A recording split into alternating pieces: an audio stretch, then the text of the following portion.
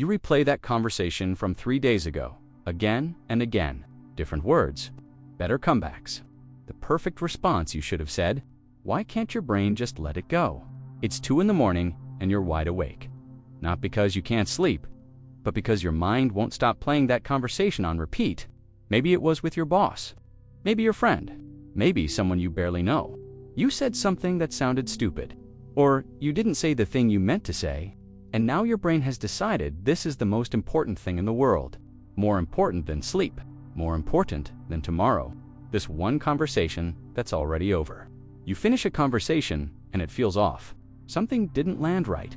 Maybe you tried to make a joke and nobody laughed. Maybe you shared an opinion and got silence back. Maybe you asked for something and the answer felt cold. Whatever it was, there's this tiny uncomfortable feeling in your chest. Most people would move on, but not you. You start replaying it. What did they mean when they said that? Why did they look at you that way? You remember every word you said, every pause, every facial expression, and suddenly you're rewriting the whole thing in your head. You come up with the perfect response, the one that would have made you sound smart, confident, funny, the version of you that you wish you were in that moment. But it doesn't stop there, because now you're thinking about the next time you see this person. What if they remember what you said? What if they're thinking about it too? What if they're judging you right now? So you prepare. You write mental scripts for conversations that might never happen. You defend yourself against criticisms nobody actually made. You explain yourself to people who aren't even thinking about you. And the worst part? You know it's pointless.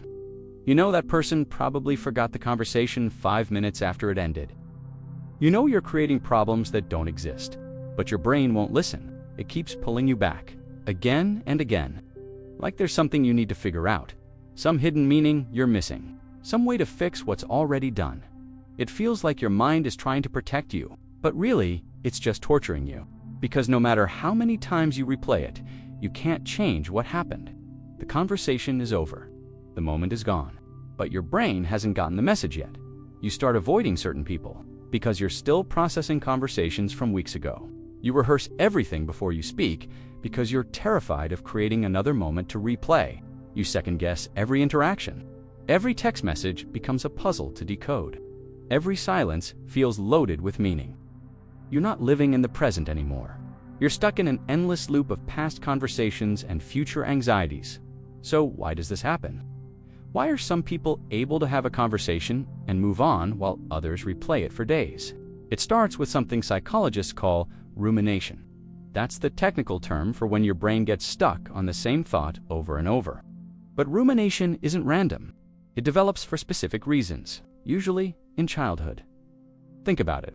If you grew up in an environment where words mattered a lot, where saying the wrong thing had consequences, your brain learned to analyze every conversation. Maybe you had a parent who got upset over small comments. Maybe you were bullied and had to carefully monitor what you said to stay safe. Maybe you were praised for being thoughtful and considerate. So you learned that thinking deeply about interactions was good. Your brain created a pattern, analyzed the conversation, find the mistakes, prepare better for next time. In the environment you grew up in, this probably helped you survive. It kept you safe. It helped you navigate difficult relationships. Your brain was doing its job. But here's the problem. That pattern doesn't turn off when you don't need it anymore. Your brain still thinks it's protecting you. It still thinks that analyzing every conversation will help you avoid danger or rejection or embarrassment. Even when you're talking to safe people, even when the stakes are low, even when nothing bad actually happened. There's also something else going on. Research shows that people who replay conversations tend to have higher social anxiety. Not always diagnosed anxiety, just this underlying fear of being judged or rejected. And when you're afraid of judgment, every interaction becomes a test. Did I pass? Did I fail? What did they think of me? Your brain tries to answer these questions by analyzing the conversation, looking for clues. Was their smile genuine? Did they really mean what they said? Why did they phrase it that way? You're basically trying to read minds because you don't trust that people will be direct with you. Or maybe you don't trust your own perception of what happened. Here's something interesting that researchers found. When you replay conversations, your brain is actually more active in certain areas than when you're having the actual conversation. The parts of your brain responsible for self-awareness and self-criticism light up like crazy. You're not just remembering what happened, you're judging yourself harshly. That's why the replays are never neutral. You're never just thinking, oh yeah, we talked about the weather. You're thinking, I sounded so dumb when I said that thing about the weather. They probably think I'm boring. Why did I even bring that up? Your brain turns every conversation into evidence that you're not good enough. And there's a reinforcement loop happening.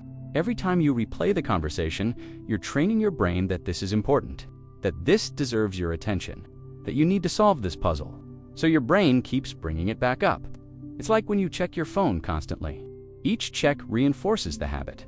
Each replay reinforces the pattern. Some people also use conversation replays as a form of control. You can't control what already happened, but you can control the replay. You can rewrite it. You can imagine different outcomes. You can prepare for the future. It gives you this illusion that you're doing something productive, that you're learning, that you're getting better at socializing, but you're not. You're actually getting worse, because the more you replay, the more anxious you become about future conversations. The more you prepare, the less natural you sound. The more you analyze, the less you trust your instincts. You're creating the exact problem you're trying to solve. Here's the thing that changes everything. The conversation you're replaying. It's not the real conversation anymore. It's a story you're telling yourself about the conversation. Your memory isn't a video recording. Every time you recall something, your brain reconstructs it. And each reconstruction is influenced by your current emotions, fears, and beliefs about yourself. So that conversation you've replayed 50 times. You're not even remembering what actually happened anymore. You're remembering your interpretation of what happened, mixed with your fears about what it meant, mixed with your assumptions about what the other person thought. You're essentially arguing with a ghost, a version of reality that exists only in your head. The other person in that conversation, they experienced something completely different. They remembered different parts. They interpreted your words differently. They've probably moved on entirely. This is the breakthrough moment, when you realize that all this mental energy you're spending is based on a story that might not even be true. You're trying to solve a problem that exists only in your mind. You're preparing for judgments that nobody is making. You're defending yourself against attacks that never happened. So how do you actually stop this pattern? Not by trying harder to control your thoughts. That usually makes it worse. Here's what actually works. First, catch yourself in the replay. Don't judge it. Don't fight it. Just notice. Oh, I'm doing the thing again. I'm replaying that conversation. Name it out loud if you can. I'm ruminating. This simple act of awareness starts to create distance between you and the thought pattern. Second, ask yourself one question.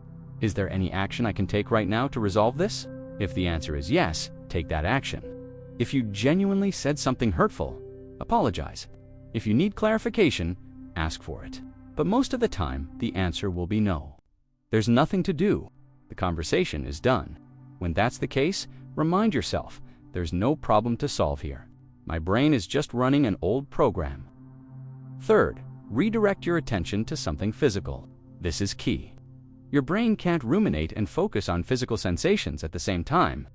Feel your feet on the ground. Notice 5 things you can see right now. Touch something with texture. Count your breaths. You're not trying to force the thoughts away. You're just giving your brain something else to do, something real and present instead of imaginary and past. Fourth, practice self-compassion specifically for this pattern. When you catch yourself replaying, instead of thinking, I'm so messed up for doing this again, try this. I'm doing this because my brain learned it was helpful once. It's trying to protect me. But I don't need this protection right now. Treat yourself like you would treat a friend who's stuck in the same loop, with patience, with understanding.